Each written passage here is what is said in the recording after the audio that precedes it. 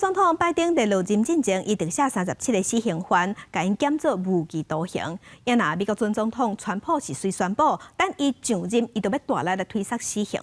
另外，川普嘛佮表示，为着美国的利益、航线和矿物，伊要甲格陵兰买落来。也毋过，但美政府讲，格陵兰无买卖，而且佮要大大增加格陵兰的军事预算。后任美国总统川普二是伫家己的社群平台抨击拜登为死刑犯减刑的做法，讲家己就任了后会支持司法部大力推行死刑，以保护国家家庭甲儿童免于强迫犯、杀人犯甲恶魔的侵害，袂互美国搁一摆成做有法治的国家。川普登记支持死刑，竞选期间更加呛声，要将杀害美国公民的移民、甲毒贩、人口贩子，拢当伫死刑适用范围，作为政治犯罪问题抢大钱。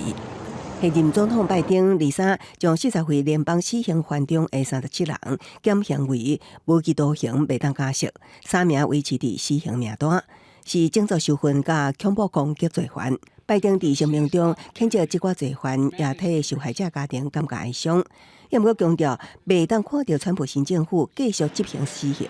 主张废死的民众甚至受害家属，拢希望拜登做得更较彻底一点。But we urge him to finish the job.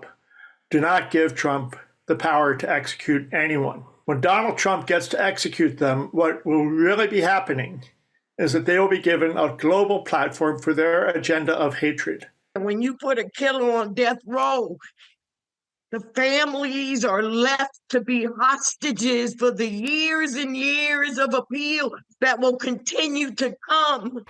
川普23也重新提起伊顶一届总统任内，想要买单北驻地领土格陵兰的主张。格陵兰位伫北美甲欧洲的上底航线顶，运装重要矿产。美国伫当地设有太空基地，中路也拢想要掌控这个区域。川普表示，为着各国安全甲自由，美国有更加控制格陵兰是绝对必要的。但美总理虽过一摆严正表态，格陵兰是唔卖。但美国防部也宣布增加格陵兰15亿美金的军事预算，会当用来买2架新检查船、2架长程无人机，增加2支细车艇巡逻队，搁为北极司令部增加人事预算，升级民用机场提供 F-35战机起降等等。有军事专家认为，这是川普施压单美增加军事预算的手段。因为增加格陵兰军费已经讨论真长的一段时间，但美国防部长普尔森家己经体伫这个时间点宣布是真靠势。公司新闻，施惠中编译。